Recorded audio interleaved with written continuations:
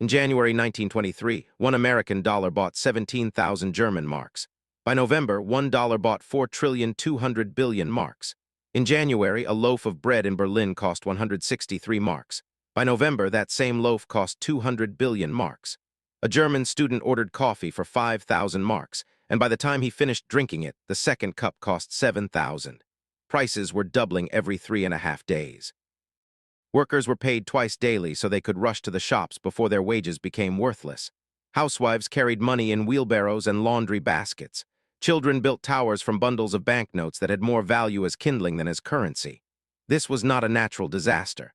This was not an accident of economics. This was a choice. On January 11, 1923, French and Belgian troops crossed the border into Germany's industrial heartland, the Ruhr Valley. They came to seize coal and steel as payment for war reparations that Germany could not or would not pay. The German government, too weak to resist with arms, chose to resist with paper. Chancellor Wilhelm Kuno ordered the workers of the Ruhr to lay down their tools, stop the factories, shut the mines, let the occupiers take nothing. Germany would pay the workers to do nothing, would support them and their families through months of idleness, would fund an entire region's passive resistance against the French. There was only one problem. The German treasury was empty. There was no money to pay millions of striking workers for months on end. And so the government did the only thing it could think to do. It printed more. The decision to finance passive resistance through the printing press was made in the first weeks of 1923. Within 10 months, it had destroyed the German currency, wiped out the savings of the middle class, shattered faith in democratic government, and created the conditions for Adolf Hitler's first attempt to seize power. This is the story of how a nation, faced with a choice between humiliation and inflation, chose inflation. How that choice spiraled beyond anyone's control. And how the trauma of worthless money would echo through German history for generations, ultimately helping to bring to power the most destructive regime the world has ever known. To understand the catastrophe of 1923, we must begin with the catastrophe of 1918. Germany lost the First World War. The Kaiser abdicated and fled to Holland.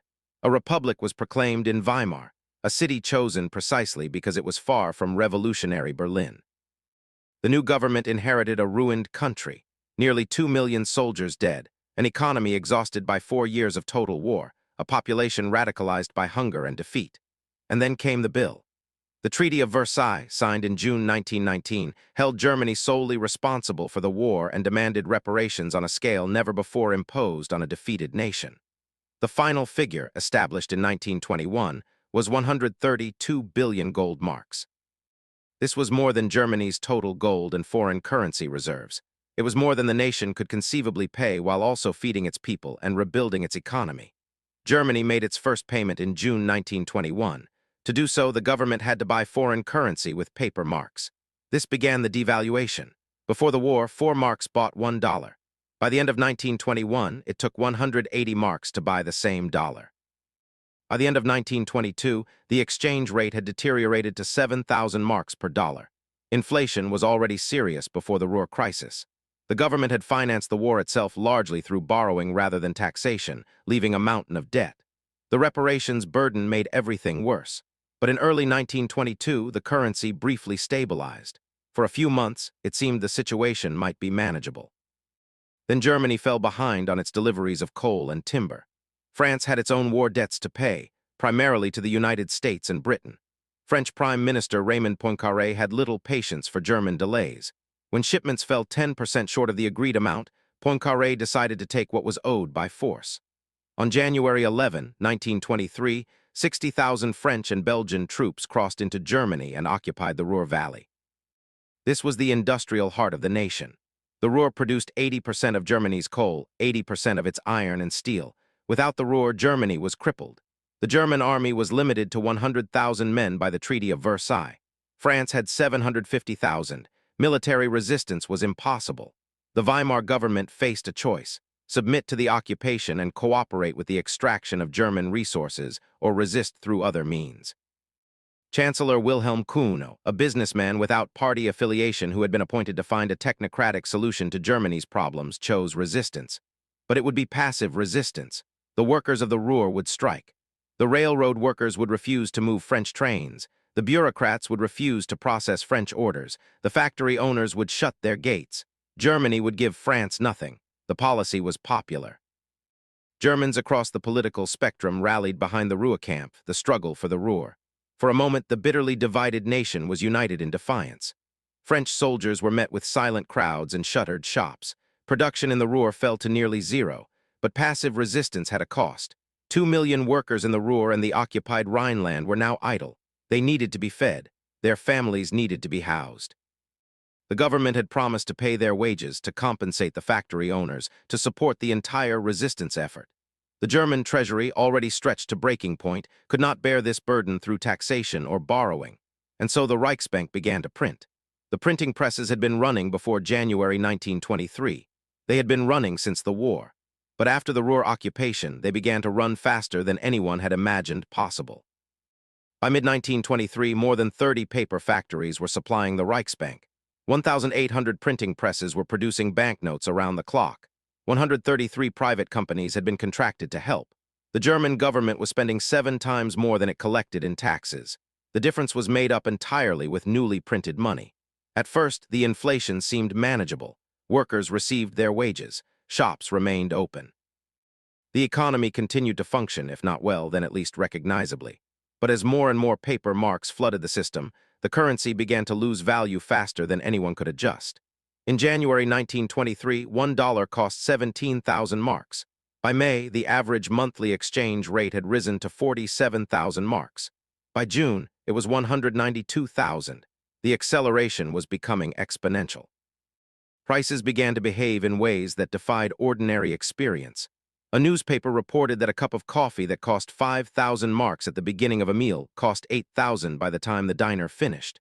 Shopkeepers changed their prices multiple times per day. Some stopped listing prices at all, simply demanding whatever the customer seemed willing to pay. Workers developed elaborate strategies for survival. Those paid by the hour found their morning wages worthless by afternoon. Unions negotiated to have wages paid twice daily, then to have them indexed to the dollar exchange rate. On payday, workers would sprint from the factory to the nearest shops, knowing that every minute of delay meant their money was losing value. The most famous images of the hyperinflation come from this period. Housewives pushing wheelbarrows full of banknotes to buy groceries. Children building pyramids from bundles of worthless currency. A restaurant customer paying more for his meal than the building itself had cost to construct a few months earlier. Workers burning banknotes for heat because they were cheaper than firewood. These images were not propaganda or exaggeration. They were documentary evidence of a society in which money had ceased to function. The winners in this chaos were those who held real assets rather than paper claims. Farmers who produced food could set their own terms. Factory owners who held machinery and inventory found their debts evaporating while their assets retained value. Speculators who borrowed marks early and repaid later made fortunes overnight. The industrialist Hugo Stinnes became a symbol of this perverse prosperity. He borrowed vast sums to buy companies, mines, and newspapers, then repaid his loans with worthless currency. By some accounts, he became the richest man in Europe while ordinary Germans starved. The losers were everyone else. Pensioners who had saved their entire lives found their retirement funds worthless.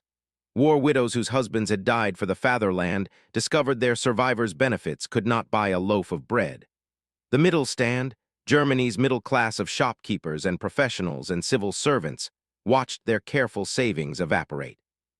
A family that had accumulated 100,000 marks before the war, a sum that would have made them wealthy, found in 1923 that this fortune could not purchase a single postage stamp.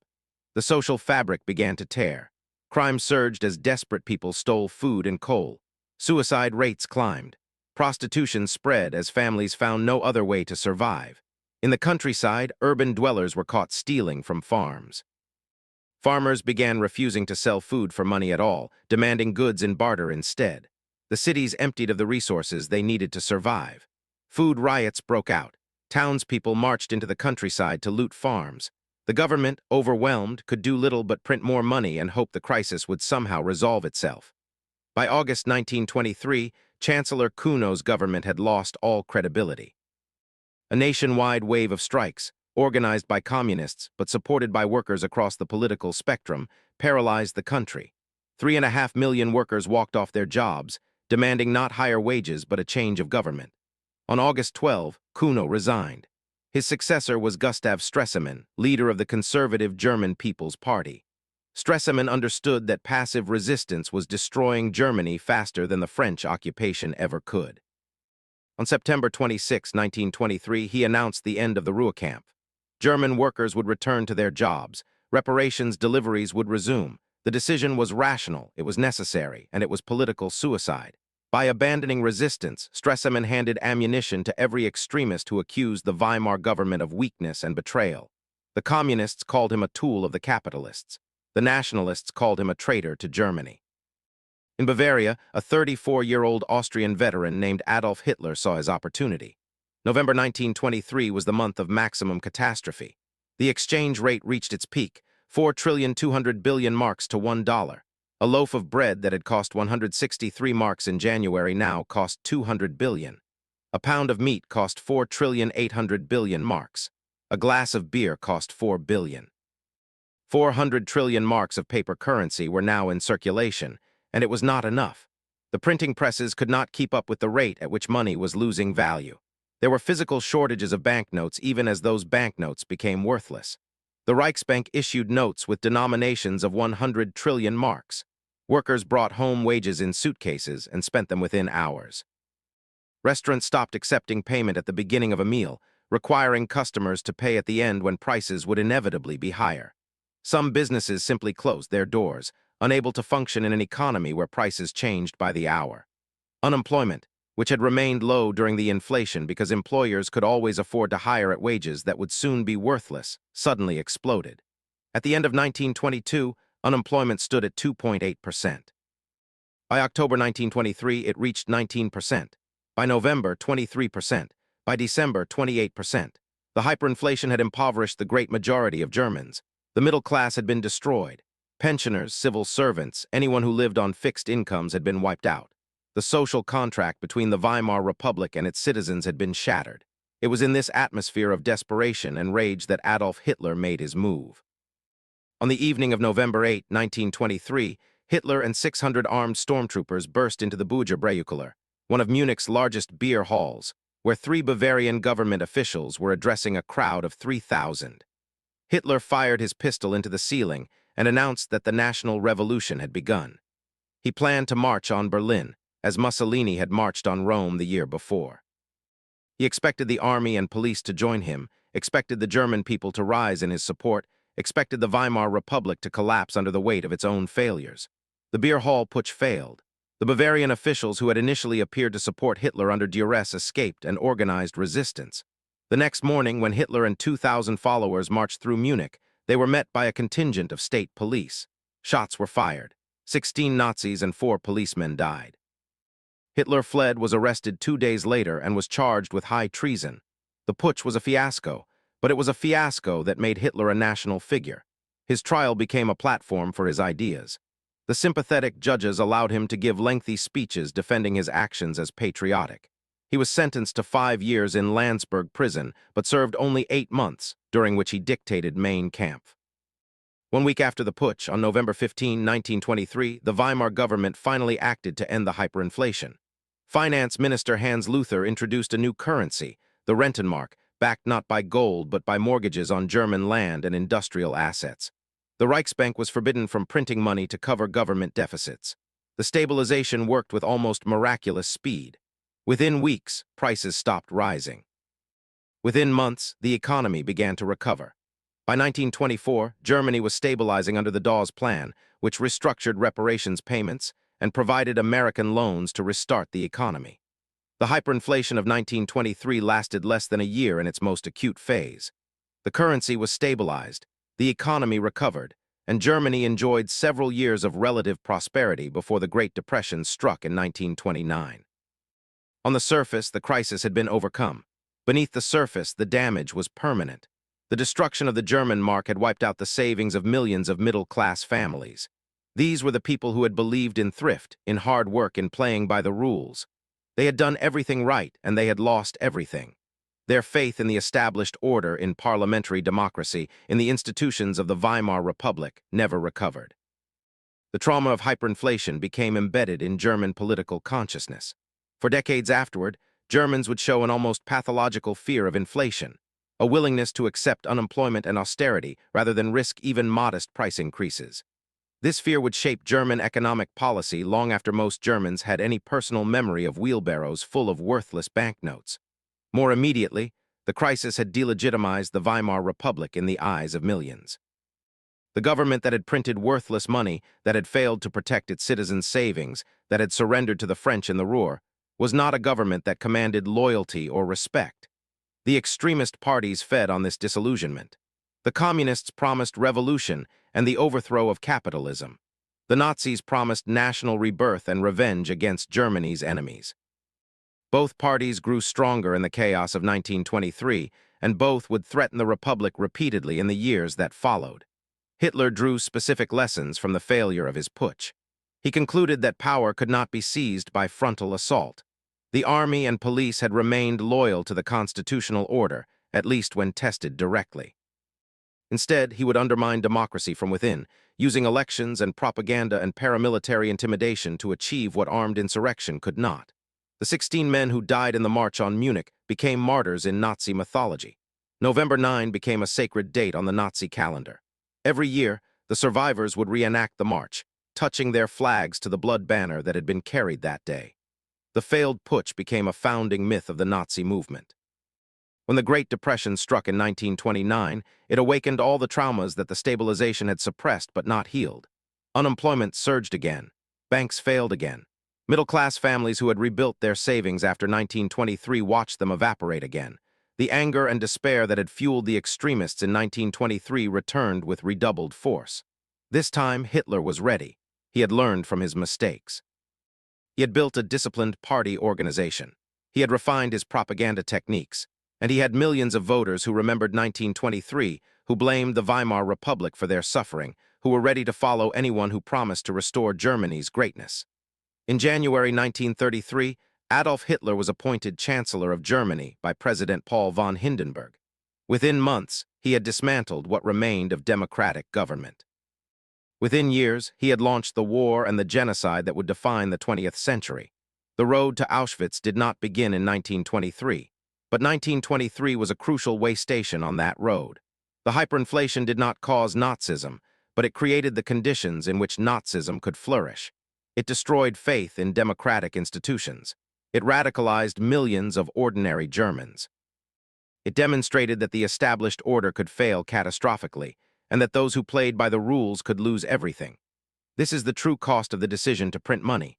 Not just the zeros on banknotes, not just the wheelbarrows of worthless currency, but the political and social catastrophe that followed. A society that loses trust in its money loses trust in everything that money represents. Stability, fairness, the promise that today's effort will be rewarded tomorrow. Germany in 1923 chose inflation over humiliation. The short-term calculation may even have made sense.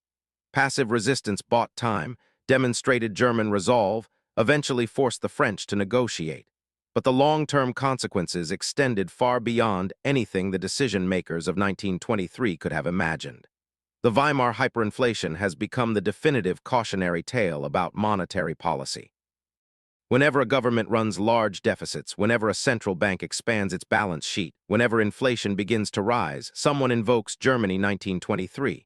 The comparison is usually overwrought. Modern economies have safeguards that Weimar Germany lacked. Central banks are independent. Currencies float against each other. Global supply chains are more resilient. No developed nation has experienced anything like the hyperinflation of 1923 since 1923. But the lesson of Weimar is not primarily about monetary mechanics. It is about political economy. It is about what happens when a government faces a crisis it cannot solve and reaches for the printing press as a solution. The specific circumstances of 1923 were unique. A defeated nation, an occupied territory, a republic without legitimacy, reparations demands that could not be met. No modern democracy faces exactly those pressures. But every democracy faces the temptation to finance present consumption with future inflation, to transfer wealth invisibly from savers to debtors, to paper over political conflicts with monetary expansion. The Weimar Republic did not set out to destroy its currency. Chancellor Kuno did not think he was condemning millions of Germans to poverty. The Reichsbank officials who authorized ever larger print runs did not imagine they were paving the road to dictatorship. They were solving immediate problems with the tools at hand. They were doing what seemed necessary in the moment. That is the nature of inflationary spirals. They begin with reasonable decisions made under pressure. They accelerate beyond anyone's control, and they end by destroying not just purchasing power but social trust. The Germans who lost their savings in 1923 did not merely lose money. They lost faith in the promises of their government, in the stability of their society, in the rules they had been taught to follow. That loss of faith made them vulnerable to demagogues who promised a different kind of order, a different kind of strength, a different kind of Germany. Modern central bankers study Weimar the way generals study military defeats. They know the danger signs. They understand the dynamics. And yet the temptation to inflate remains powerful whenever the alternative seems worse. The lesson of 1923 is not that inflation is always catastrophic. It is that inflation, once it escapes control, destroys more than prices. It destroys the social compact that holds a nation together. Today, in museums and private collections around the world, you can find German banknotes from 1923, notes denominated in millions, billions, trillions of marks. Collectors pay real money for these scraps of paper, more than they were ever worth as currency. They are monuments to a decision made in desperation. A government that could not pay its workers with real money paid them with paper promises instead. And when those promises proved worthless, the workers looked for someone to blame. They found Adolf Hitler. The empire that chose inflation over survival got neither prosperity nor dignity. It got wheelbarrows of worthless money, a failed democracy, and 12 years of darkness that consumed 50 million lives. I'm John, and this is the Cinematic Historian channel. Subscribe now to stay ahead of the curve because when the history books are written, you'll want to be among the few who saw it coming.